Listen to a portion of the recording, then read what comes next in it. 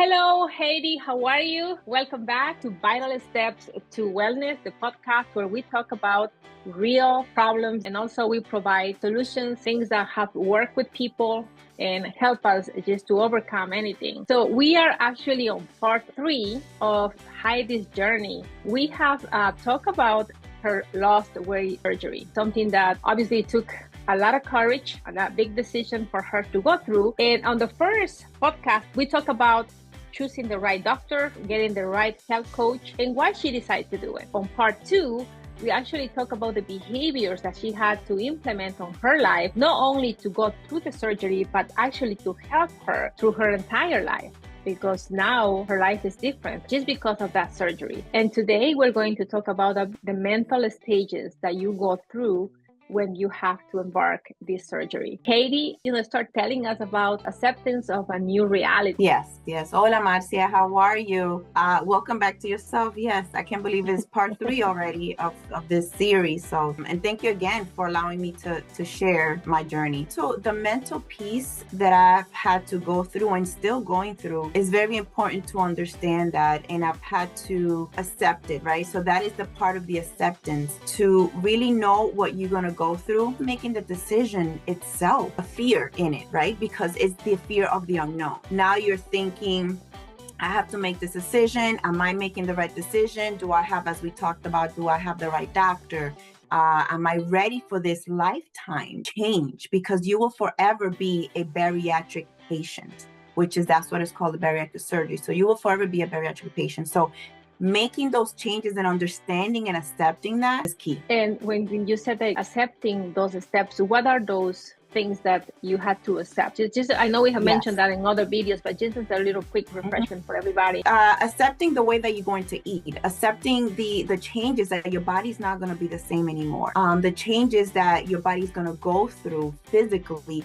And most importantly, those behaviors that you have to implement. It's not, the surgery is just a tool. It's not a complete resolution or solution for your health, but it is definitely a huge tool that is going to help you get there. But the bigger part is you. So accepting the changes of those health behaviors that you have to adopt moving forward and long lasting, because you can regain the weight, but making sure that you understand what those changes mean to your life, to your family, to everything about you, and your life will no longer be the same. So in the first video, we talked about having a clear understanding of the why you decided to do that. Do you think that why has to be strong enough to hold what you just said and to carry on through your life? Oh yeah, definitely. And that why has to stay with you, and is still with me. And that why has become so strong as to, me being able to be that mother that is active, right? When I mentioned in the first video how my daughter was kind of that first initial wanting me to spend time with them, right? Be just walking down the street and me not being able to do that. So that why has become so strong within me now that it has shifted somewhat into a fear, but I don't want to think about it as a negative fear, but it's the fear of regaining the weight. So that is like the fire that keeps me focused on what are the things that, okay, I can't go too far with certain things, the way that I eat. If I have some sugar, you learn to have a normal eating habit, right? But all within measures. And again, that goes back to the behaviors, but it's just that fear of making sure, okay, wait a minute, let me step back. I don't want to regain the weight, right? Because I know what that looks like. So making sure that those behaviors are present, that why is what keeps me with that fire, making sure that I'm still this person, that I love who I am now, my physical state, my mental state. And I want to stay like that for the rest of my life because it's quality of life. Through that process, you had some frustrations, limitations. Even though you love your new life, there's not going to be the same. So there's going to be frustration to a new life when it comes to food. Oh my gosh, yes. Is there ever limitations? And it's a forever frustration. And it's part of it's part of those habits. So those are habits, and thank you. I'm just thinking about that right now. There's habits that we've been talking about that we have to understand and keep, to keep a healthy lifestyle. But there is habits that we have no control of, because if you don't follow them, you will be sick. And that's the frustration where it comes from. That's the commitment. That's the other part of that mental understanding and commitment that this is what you're going to do for the rest of your life. And one as simple as drinking water, not the drinking all the water you need, but how you drink the water when you eat, right? So you cannot drink water before you eat. Now your stomach is small. So if I drink water, I'm not going to be able to feed myself enough for my body to absorb those nutrients that I need. So we understand if we don't get nutrients, it follows into other things. That can be a whole nother conversation. But also after you finish eating, you cannot drink until 30 minutes after. And we are so used to, we're eating and we're drinking. We're eating and we're drinking, right? We're always used to having a glass of water, or for some of us, right, for some Pepsi or soda, which it shouldn't be. It's those things because it makes you physically sick. It's something called dumping. So, and if you eat a lot of sugar, right? So now you have the whole limitation. So I love chocolate. It's transparent. That love is still there. It has not changed. But I've learned to minimize it, right? I've learned to kind of, I understand my body. So it's 4 years now. As the years go, your body changes. It has some acceptance or not into certain things. But those are limitations and frustrations, very common with bariatric patients after going through weight loss surgery. The other one is to eating. Your stomach is small. Sometimes I'm like, yes, I have this plate of food. I've been wanting this meal. It's so good. And I'm eating. And after a few bites, I'm full. But my mind says, this is so good. I want to keep eating more. But your physical body, stomach, is not connecting. So these are frustrations, and it takes time for you to learn those. And when you don't take the time to learn those, that is when the weight gain happens. That's when the failure of the surgery happens. That's when people it crosses complications, and they have to go back to the operating table and making sure that other changes are made. So that's a whole nother story. But those are the frustrations that I live with. Sometimes I'm eating something and I'm just thirsty and I want to drink, but it just, I can't. So wow. It's a commitment. Wow. So what I also hear from you is that it creates a lot of awareness of yourself with your body, like your inner voice, listening. Because we know by a fact that the wisest advisor of our bodies is our inner voice. And thank you so much for being so transparent, because I had no idea about, the details of, like, don't drink water before, or drink too much, or drink after. Like you said, we're so used to just drink water, or, you hear most of the time before you eat, drink some water because that will help you. But in this case, having the surgery, if you drink water, you will have no space for food. That's right. Yeah. Even if, eating your proteins first, eating meat, it takes longer for it to go through. You have to chew it very well in order for it to go through. If not, it's going to cause pain. This is a bit TMI, I guess, but we're being realistic here. The food doesn't digest as a normal stomach, as your stomach. So that food may stay there and it'll come back up as the food. Making sure that you eat in portions, eating your proteins first, because our body doesn't absorb anymore as a normal stomach that absorbs the nutrients. So you have to make sure that you get full first with the things that you need, your vegetables, right? Your proteins. That's what has to come first, and then everything else. So it's a lot of commitment changes, and these are the lifestyle changes that we have no control of, that we are committed to. But we can still fail, but there's the huge commitment that also causes frustration. We continue to learn every single day. Yes. What is good, what is helping, and how can we change that, and how can we adapt. And that's why it's so key from the beginning, like you mentioned, is having the right doctor, having the right coach, having the right behaviors, go through these, because this is for life. This is for life. And the support, as we talked about in the second episode that I mentioned, the support of your family. It's important, when you're at that dinner table, what comments are they making? Oh, why are you being picky? Why are you not eating this? Oh, make sure you eat some more. Why are you not eating? Oh, I'm full already. These are things that can affect mentally, right? If you're at this dinner table and people are saying, well, why are you not eating anymore? Those are things that are part of this new life change, that we have to be conscious of those changes. It's not just saying going to do the surgery and you imagine yourself skinny, or being able to do simple things just as getting on a roller coaster, right? Or being comfortable in an airplane. Those are common things that people desire, but there's so much more to it. Yeah, and when you said something very key is, I think that anyone gets frustrated when people ask you over and over the same question. So when you're at the dinner table and family ask you the same question, why you're not eating more? It can be frustrating. And that's it, you're done.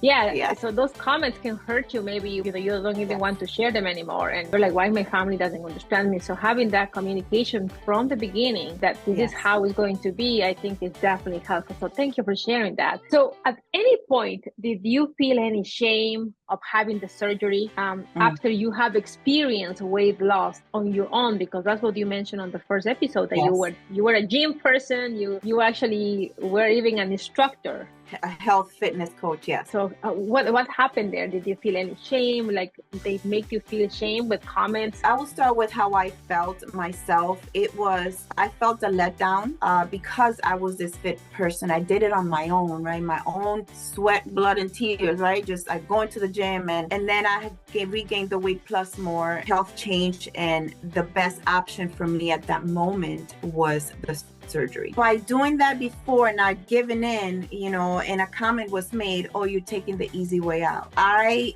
was heartbroken, but I had to focus on the health, what I wanted to feel like, and my own well-being. Dealing with that illness, it's not easy, and I knew I wanted that relief more, and my why was so much more, which kept me moving forward. But even now, this is, as I said in the first episode, this is my first time that I'm open about my surgery. There's many people in my circle that have seen me go through the process, and because it was during COVID, we were all locked in, it was easier to just go through it, and people didn't really notice my quick changes. I wasn't open about it, but now I figured, as a health coach, I want to share it because that is my experience, and not be ashamed, because now, Marcia, I can speak on both, and I can tell you either way is not easy, because the bottom line, which is what we are trying to promote here, either way, you need the commitment, you need the mindset, you need the behaviors. There's no way around it. Everything that we use is a tool, but it all lies with us, how bad we want it, how strong is our why, how committed we are. And that is, as a health coach, is one of the things that I really try to push. And I know we do the same, because we're, we are in the same realm. And it's like, this is what matters. This is the key, is those behaviors, that mindset. I had to learn that, and still I have some shame when I'm speaking of it, but this is a huge opening for me to be able to be comfortable with it and stand in my own truth and say, yes, I've lost the weight, but I can talk about both and the realities and the struggles and challenges of both. When you said something so key here, and you said, people said, oh, you went the easy way out. Based on what you have just shared with us, no, even close to be easy, because that was even harder to me. It's even a harder decision to make, because you are committed to you for life, and just understanding what entitled is no something that you take it easy, right? That you say, oh, tomorrow I want to have that surgery. This is a long process, and it is such a commitment. So I really give you applause for committing, for staying there, and for sharing this with people, because this surgery is not for everybody. It is not for everybody. Right? It's not for everybody, and obviously it will change your life, but it will change your life only if your commitment are so strong and serious. It will change your life for the best. Absolutely. That's right. It's just a tool. It's just a tool, and there's so much more. There's so much more involved in it, and I mean, we can talk about this forever, but I just wanted to focus on what was challenges for me. But there's so much more to it, and you are changing your autonomy, right? You're changing your biology of how your body should work. And once you mess with it one time, it's that continual if you don't stick to it. I've heard of so many people going back to the table and having to do other procedures, and it was so simple, just sticking to that. And that's why, again, I'm going to go back to the first, our first conversation, is understanding those behaviors and starting them before. And maybe it was easier for me, or it has been a little bit easier for me because I had those habits already, right? I understood some of them. They were not perfect, but I understood the commitment of losing those 80 pounds, you know? So I've taken that plus 1,000 times more to make sure that my body gets what it needs. Because if we don't get those nutrients, we can become sick as well, you know, which absolutely. I have been there as well. After the surgery, you know, anybody will imagine like, oh, you do the surgery, you feel better. But you mentioned that it took you a year just to look yourself different because your skin was hanging. So it's not like you come out of the surgery and you look this person that you imagine that is going to be, but it's not. So can you share a little bit about that piece of journey? Yeah. So the first year of bariatric surgery, of weight loss surgery, they call it the honeymoon stage. It's the honeymoon. The way that my surgeon, the way he described it makes so much sense. It's like a thermostat, right? That when you have your AC, your heater in your house, you have it at a certain temperature. It's going to turn on and off until it stays within that temperature that you're assigned it to. So our bodies kind of lose that when we're overweight. So when that is changed in our physical is changed, our body it gets turned on again.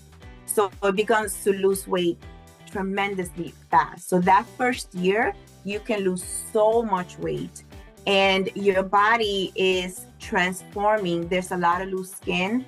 For some people, they do require to have skin removal surgery because it's so extreme. But in my case, I didn't have to do that. But still, the physical changes, it's like you're melting. So now what you had in your mind of, I want to feel better, you do feel good because you're slimmer, right? You can do more things, you can move better, less pain. But you're looking at your physical body looking different. So now that's affecting your mindset. And the other thing is that you're losing weight so much faster than normal that your brain is not connecting. So there might be some body dysmorphia. I believe that's what it's called. And you see yourself, but you see yourself in the mirror, but your brain is not capturing what it's really happening. So, and that goes throughout. Yes, I'm 4 years out and I still feel that. I tell my husband, I said, I look at my thighs and now my body is normal to where it needs to be, right? It gained some weight, but I am where I need to be for my physical self, not based on BMI, but my physical self, that I look normal, I look healthy. But I look at my thighs and sometimes I'm like, I see them huge, Marcia, and I'm like, I tell my husband, I'm getting fat, and then I lose my that's when my fear comes in. I'm not eating how I'm supposed to, or I'm not doing what I'm supposed to, I'm not moving enough. And here goes this mental frustration. So that's when it all kind of comes together in a perfect, horrible storm. But that's what happens. And it's that body dysmorphia that we go through. But it's real. And that's another commitment that we have to make and understand that these things are going to happen. That the skin is going to get loose because it's been stretched for so long. And it is a frustration. But when you first start losing weight during that first year, and then into the second year, you go down all the way, and you can get to a point that you might look sick because your body it loses all this fat, and then it kind of starts regaining. It stops where it needs to be, and it starts regaining little by little. So you stop losing, your body stops burning with that speed after the first year. That's why it's the honeymoon stage for that first year. That's very interesting. So that is going on at the same time, like you said, that psychologically you see yourself different, even though you're losing weight. So staying positive, that's what helps you to stay focused. So where you get your positivity? Where is that you get that? First, I'll say my family. My kids, when they hear me say it, or my husband, oh, you look beautiful, you're great, you look fine. And one thing that I have done now for the 4 years straight without stopping, and I'm saying that this is what helped work for me. This is my health tip. It may not be for everyone, depending if this is something you can take. But what has worked for me and what I recommend is I get on that scale every morning. And I've never had a problem getting on the scale because I like to see what I eat and how it affects, right? It's just something how I've always been. But it's like that thing, out of sight, out of mind. If you don't see it, it's like you lose track of it, right? Just like if it's not in my calendar, it doesn't exist. For me, if I know, like I was just on vacation, if I know, okay, I had a little bit of ice cream or I had a little bit, because we have to enjoy ourselves. It's not fully restricting. I know what happened. So that's going back to getting to know your body and how to react to certain things.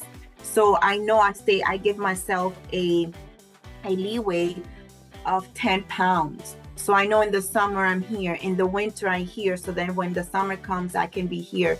So it's a give or take. It's a constant thing. Those lifestyle behaviors, those commitments that have to be constant for you to still remain in that weight that you want it to be. And the reason why you committed when you said yes to the surgery in the first place. But that is my recommendation, just making sure that you know what is happening to your body, that what you put through here shows in that scale and you know what happened. So if I enjoyed myself today, tomorrow morning, I'm like, okay, so that day, so tomorrow morning or tomorrow, I know that I'm going to restrict myself a little bit and eat a little bit healthier, maybe do some intermittent fasting. So whatever works for you, but do not live on that out of sight, out of mind, please, because we don't realize what's happening. Thank you so much. And I think family and friends, for some people that perhaps don't have family, because that's the case for some people, but people that they feel safe, they feel close, that can be your support, that can be the ones that help you to go through this process. And like Heidy said, just keep yourself in tune with your body, understanding that if today you eat something that is a little bit heavier, just understand that the body needs time to process and maybe you want to give it a break. Like everything in life, you need a break. Right. My body does too, right? Thanks, Heidy, for sharing your journey, for helping us to understand that this process can be helpful for a lot of people, but there are things that we need to commit, that we need to understand, and we need to prepare. I think preparation is key. I always believe that preparation is key for anything. Any last words for all the people that I know they're going to listen to this podcast? Yes. First, thank you. I'm very proud of myself, I would say, for finally coming out and sharing this. And I hope that those that are listening feel comfortable enough to reach out. I wanted to come to share my story through the reality, the lens of the things that people really don't talk about. Not just, the logistics of the surgery, but really understanding the mental and everything else that we go through. So be prepared. I'm not for it or against it. It's just, to me, I respect everyone's opinion and what is best for them. And my recommendation is just, what's best for you. Make sure that you educate yourself, understand what are the commitments, the complications that can really come through. Understand, ask questions to your physician. I respect them, but they're not the end all be all. You have questions. Make sure that you know your life better than anybody. So understand that, and it's okay to ask the questions. Commit to what they're telling you to do, because it is important. Work with your nutrition, work with a health coach, and really understand those health behaviors and start them before you go on this journey. And that will be the key, the foundation for you to be successful for quality of life for the rest of your life, which is why you're committing to the surgery. Thank you so much. And definitely looking at a wonderful lifestyle, something that you enjoy, is that we want to share with you in every episode. And for the next time, we're going to have a topic that also is going to be very helpful. We want to bring things that they are real, that they affect us every single day. We want to bring solutions that can help you to live a better life. Here at Vital Steps for Wellness, that's what we want to accomplish. We want to get to your home and just give you some insight so you can start developing that better lifestyle. So thank you so much for watching, and thank you, Heidy, and we will see you on the next time. Yes, take care. Thanks, Marcia. Take care. Bye-bye. Bye-bye.